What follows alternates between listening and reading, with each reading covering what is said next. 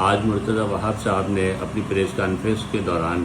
ایک بات یہ کہی ہے کہ جماعت اسلامی کے ٹاؤنز کو ہر مہینے 1 ارب روپے اور سالانہ 27 ارب روپے دیے جاتے ہیں۔ مرتضی وہاب صاحب، آپ کے علم اور آپ کی معلومات کی درستگی کے لیے میں یہ بات کہنا چاہتا ہوں کہ یہ جو پیسے ملتے ہیں یہ OJT شیئر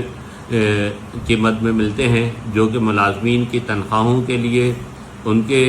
ریٹائرمنٹ پر ان کی لیو انکیشمنٹ دینے کے لیے اور دیگر دفتری امور کے لیے۔ آپ مجھے بتائیے، جماعت اسلامی کے ٹاؤنز کو 2 سال کے اندر ترقیاتی فنڈ کے اندر آپ نے یا صوبائی حکومت نے کیا دیا ہے؟ آپ کا تو حال یہ ہے کہ آپ نے جماعت اسلامی کے کسی UC کے اندر کوئی ٹینڈر نہیں کروایا، کوئی کام جو ہے وہ نہیں دیا۔ آپ کو یاد ہونا چاہیے کہ جماعت اسلامی کے جب سٹی ناظم نعمت اللہ خان صاحب تھے، انہوں نے ہر یونین کونسل کو 65 لاکھ روپے کا اس وقت فنڈ دیا تھا کہ جب ڈالر 65 روپے کا تھا، اور آپ کی صورتحال یہ ہے کہ آپ نے اب تک کوئی فنڈ جو ہے وہ ریلیز نہیں کیا، ترقیاتی فنڈ، اور آپ OJT شیئر کے اوپر اس طرح سے بیان بازی کرنا، میں یہ سمجھتا ہوں کہ یہ شہر کراچی کے لوگوں کو بیوقوف بنانا ہے، شہر کراچی کے لوگوں کی آنکھوں میں دھول جھونکنا ہے۔ آپ نے اگر ترقیاتی فنڈ دیا ہے تو آپ بتائیے کہ آپ نے کون سا ترقیاتی فنڈ کس ٹاؤن کو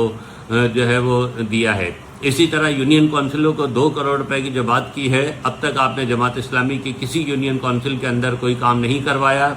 اپنے جو یونین کونسلیں ہیں اس میں دیا ہے، لیکن اس کام کے معیار کے اوپر میں بات نہیں کرنا چاہتا۔ آپ کو معلوم ہونا چاہیے کہ اس وقت